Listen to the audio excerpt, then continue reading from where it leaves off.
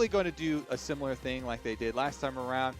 Focus on getting someday some early pressure, some early leads, and then use the Galio towards the top half of the map to contest up here towards this top lane and towards this topside Scuttle Crab.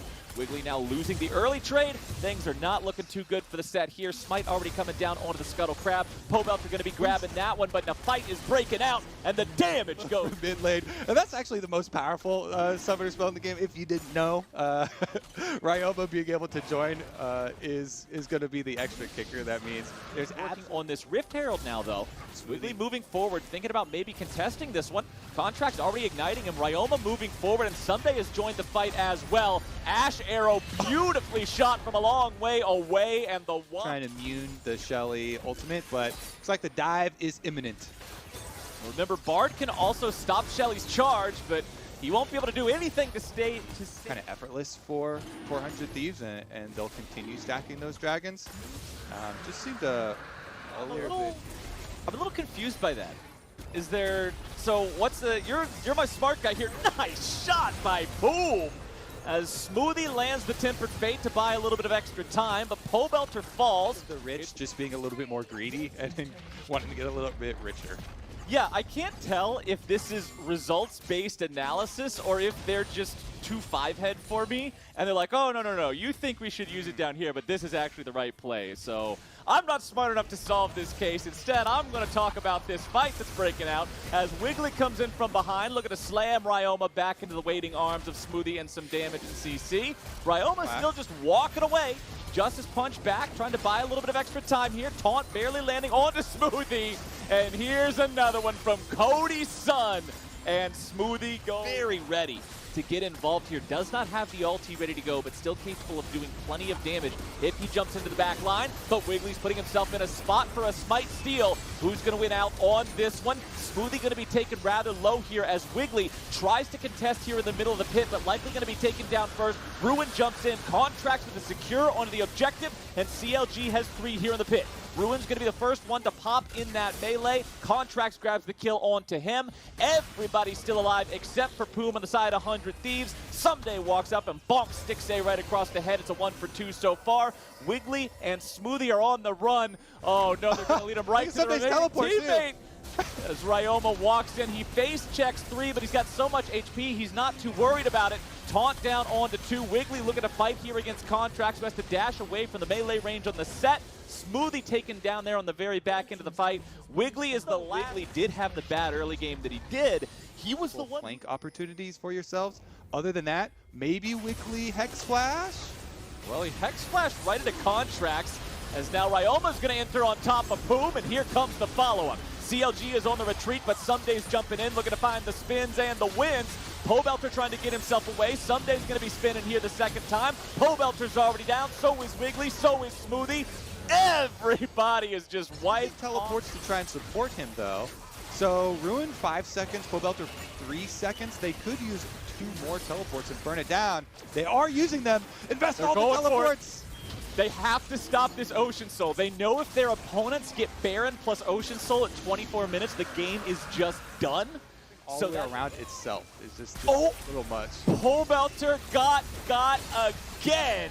And good aim from Cody's son has just proved to be the demise of CLG from start to finish here in this game. He's hitting the shots when they count every single time.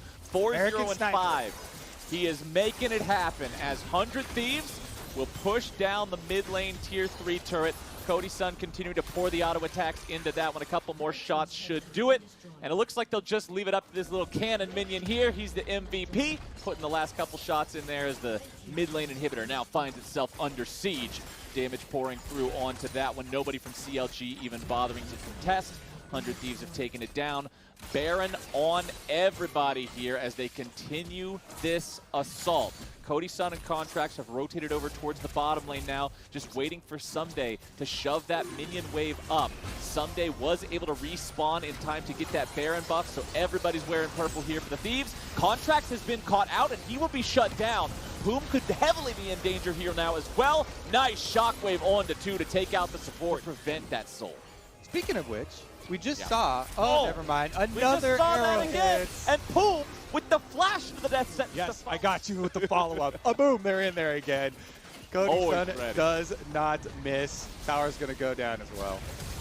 Now that tier 3 out of the picture means Ryoma can go right into the back line there looking for Pobelter. A little bit more damage will do it. End of the line, finds the target. Smokescreen down onto Stixay's Xayah as soon as she lands from the ultimate. And Inhibitor 2 has been removed from the base of Counter Logic Gaming. Someday hanging out here in the bottom side, continuing to remove the minions. Just waiting for the rest of the boys to come join up and turn this into a 3-inhib game. Ryoma with the stasis, keeping himself protected. Contract's continuing to front line here, but he has overextended, likely will fall. There you go. Ryoma can't save him in time with the ulti. More damage coming through, more slows from Cody Sun, as Ryoma will keep Wiggly locked down there on the other end of the base. There are only 2 players left standing on the side of CLG, and 100 Thieves is going to make sure they take this slow and steady to win the whole damn race. Final inhibitor should fall right about now. Ocean Drake number 4. And I definitely see 100 Thieves as one of the rising stars here in the LCS. Even though last weekend they will do more than enough damage to this Baron.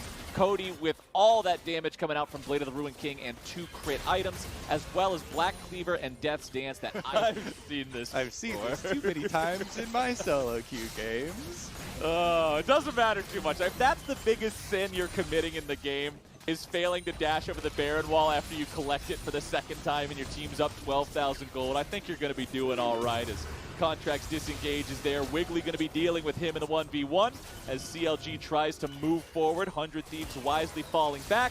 Contracts dashing in here again. Stixay getting hit by the arrow, but the cleanse is ready. So 100 Thieves will not be able to profit off of that engage here this time. Wiggly jumps in.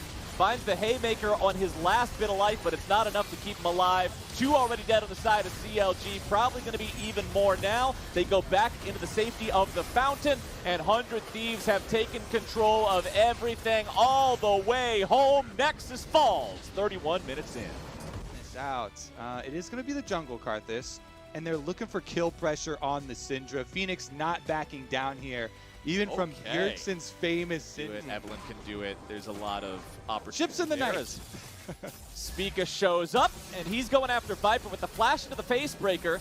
And here's the follow-up from Broken Blade, and there you go. First blood. AoE crowd control that's going to come flying out, and you only get a single target devoured. Dardoch, does he get spotted? He does! Broken Blade trying to follow that one up, and he gets it thanks to the bonus distance from the W, but Dardoch landing those Skittles means that Broken Blade goes down in a 1-for-1 there.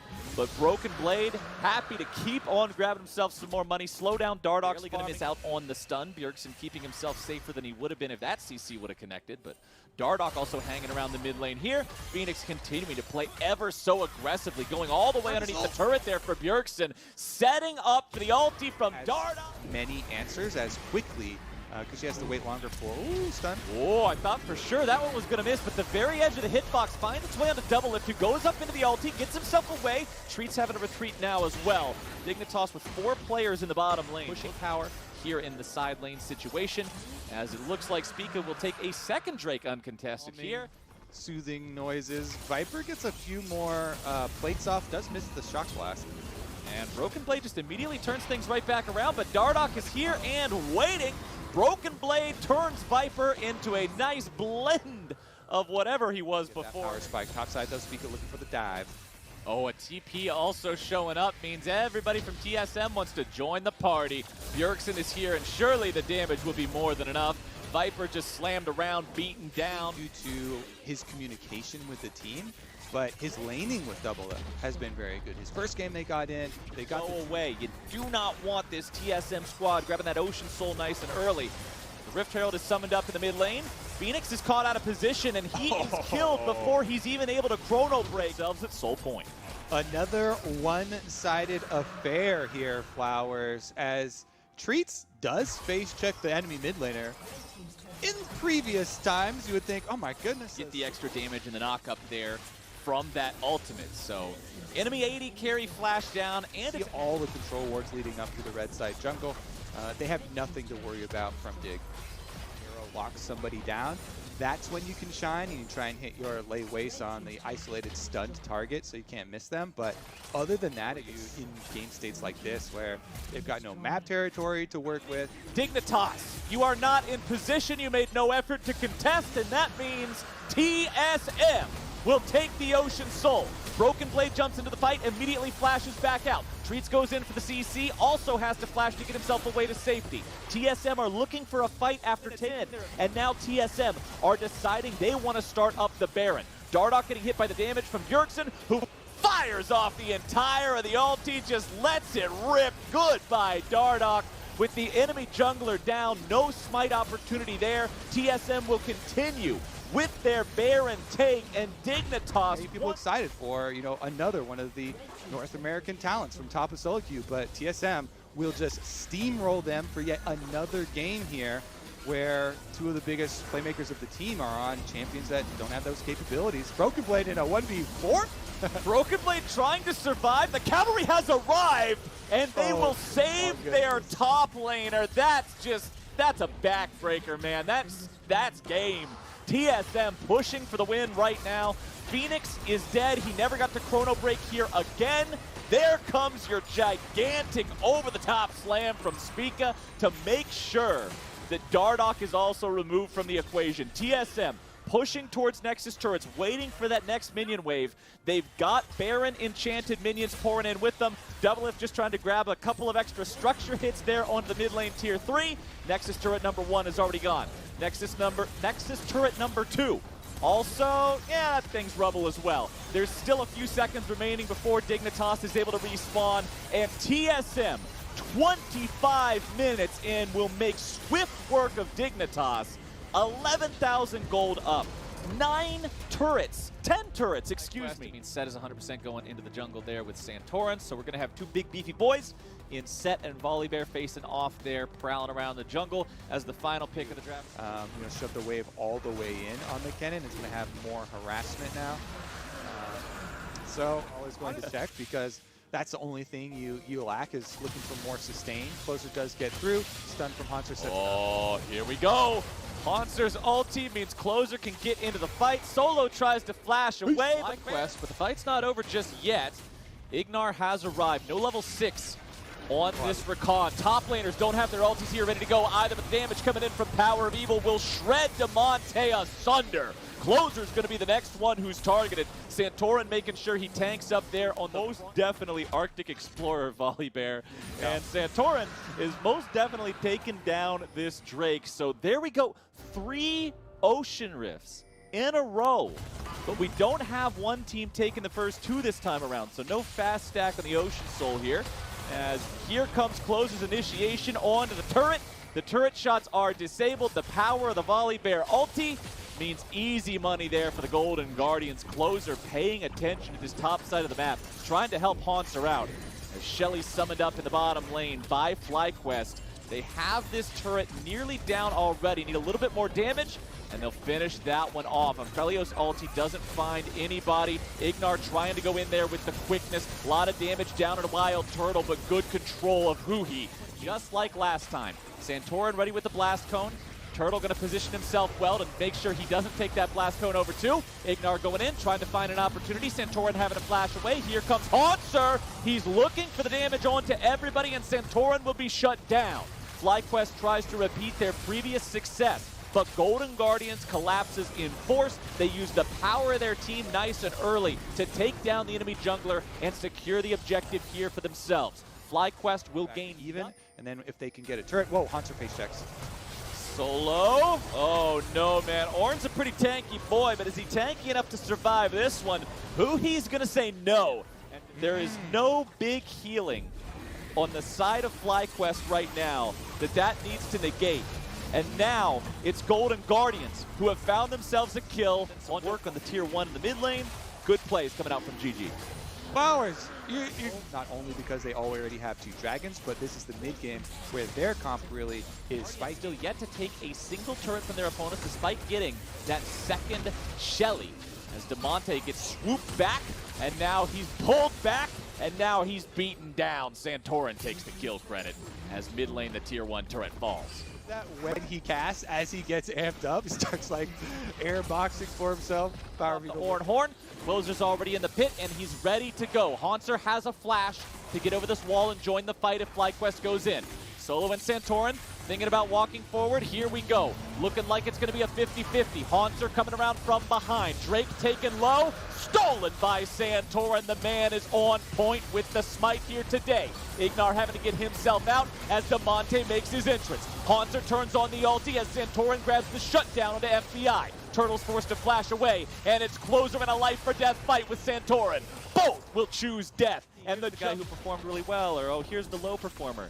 This graph is not that case. This is literally, look at how FlyQuest every player stone played. Excuse me, I misspoke, but he's going to be just the biggest dude in the fight.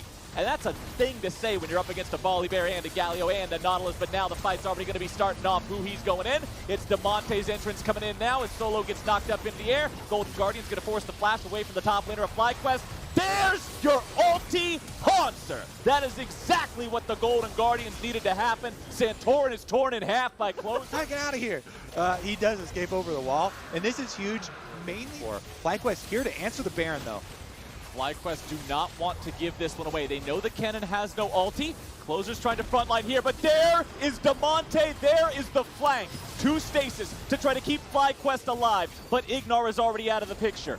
These two big hyper carries recognizes it's all about Azir and Aphelios as Damonte is coming in from the side yet again. The Galio is always showing up, getting ready to take the fight to FlyQuest. Now he's nearly going to be killed off. Damonte disengaging as Solo controls Haunter and tries to prevent the flank. Closer's coming in, and Santorin is already gone. Wild Turtle going in. Here comes Power of Evil. The damage has showed up for FlyQuest, and the shutdown comes through. Haunter has no stasis. That's what happens when Kennen doesn't have utility. But Damonte's right back into the fight. He will trade his life for Ignar. Just recalled and was not there.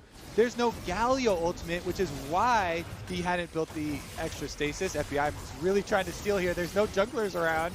Oh, Baron taken and over the pit. Everybody on the team wearing purple. The Drake's total for FlyQuest. So Golden Guardians still have to keep their eye on the prize. Combo. They've got flash available for Haunter. And you have to constantly be worried about Santorin dunking you out. You see Santorin right now is just staring down Haunter. He's like, you know what? I'm marking you. I got eyeballs on you, Ken. Let's go read Chapter 7. And FlyQuest, they're all about it, man. They got the library study group. Everybody brought a bunch of stacks for the Golden Guardians. Turtle continues moving forward now as well. Haunter trying to hide. Power of Evil going in. Turtle jumped on, but the damage goes through and the stop on pit. They're rushing down the Ocean Drake. They want to be able to take this one. Where is Santorin? Who's going to be able to take it? It's the Golden Guardians taking the Ocean Soul. But they will lose their jungler, their top laner, and their mid laner. Stacked up with ornaments, and that's going to be FlyQuest victory. Throw them meatballs in the pan. Let's see what FlyQuest has cooking. Get everybody on the front line. There goes Santorin with the body slam onto FBI. No, he's not killing him effectively. No, it does not matter. No, the Golden Guardians will not hold on, and FlyQuest takes this game. Galio, Volibear, Kennen style dives to go on. Plenty of AoE there. And with Maokai being locked in as well, we do get Morgana. You get to preemptively and proactively block the CC rather than waiting around and find our way there. Currently, yeah, there we go. That'll help us out a little bit. Blabber's found his way here. Jungle. Both junglers have found their way here as Licorice goes into the ultimate, looking to buy himself a little bit of time. But the meatballs of Immortals are going to keep themselves in good shape so far. Enough the Rift Herald, it says it on your screen. Immortals trying to grab some free money and plates up here, and they should be able to get it. First turret gold bonus over to Immortals, and there you go. Good use of Rift Herald. Cloud9 will grab their turret in response just moments. Retreating into their own jungle were opportunities for Licorice and Cloud9 to actually... Oh, the bear is in trouble, but now he's going right back in because Galio's coming down on top. Reinforcements have arrived. Niski going into the back line. Apollo's in some trouble. Here comes your slicing maelstrom. Here's the lightning. Here's the thunder. And Immortals find themselves in a pretty bad place, Kobe. Vulcan walks away. CC coming down onto Alorum now as well. The follow-up damage should not be enough. Blabber recognizes the error. Looking for a sweet Ash kill. Here we go. Nice shot there coming down from the CC. Apollo will buy himself just a moment longer, but a moment's all you Honestly, get. though, this is because Immortals keep fighting on the half of the map where they lost all their defenses, and Apollo on Ashe with no Jungler. That means that both junglers have more money than the Immortals carries. Not an ideal situation. Sven trying to get himself away. Here comes the backup. It's Galio arriving to save the day. It's Niski going for the 3-man taunt. Vulcan's likely going to die here, but the trade for Alorum means it's a 1-for-1. Sven still staying in the fight, looking to grab some damage. Immortals fighting them off on this one, but now Licorice has arrived to the fight. The CC is there, and Smithy is gone. Blabber will barely survive. Soul spawns, and okay. You know what I'm not going to say here, Kobe? your solo queue game when your team picks both Yasuo and Yone. Mute all. Big Smithy! Running for his life with the haymaker to block the damage, but he's not going to block enough. Here comes the entrance from Niski, and there's Blabber jumping in to turn the turret off, buy him a little bit of extra time, and there's Shelly showing up to finish the job. Cloud9 looking for even more. They make it look so damn simple. They pick up 3, they pick up a turret, they do his name if he R's over the wall and smites this Baron. Licorice is at 1/3 HP. Blabber is drowsy. There's no smite in the pit from either side, but they have a The Rune King should be able to burn this one down. Then they just have to get back into place for defense. I fully expect him to just go pedal to the metal here. Continue to push. Can protect him either. Poor Hakuo's stuck being the overprotective mom, yelling, "Get my son out of there. He's too scared. He won't survive in that bounce house." Sure enough, the rest of the kids are like, "Nope, we're going to have fun." And here comes your dive. Apollo's out of the picture. Blabber's on a killing spree. Cloud9 just continues the chase. Insanity's on the run, but Sven has his number. Immortals walking away with 3 players remaining, and all they can do is look on as Cloud9 will wreck this base completely. 3 players there in the top side, a couple remaining in mid. Now they're just going to work together, take down top lane inhib. They're not even wasting time on mid lane inhibitor. They know the game is over right about now. They're looking to end it before 25. Set goes in for the initiation, but Licorice is right there with a cannon slicing Maelstrom just to make sure nothing can possibly happen from this. Apollo has respawned. It's still a 3-man defense from the side of Immortals. Cloud9 not willing to back away. They want to end this game, Kobe. Nexus turret number 2 should fall here in just a moment. Niski's stasis keeping him in a good place. He tries to walk back. Damage still being poured into the Nexus.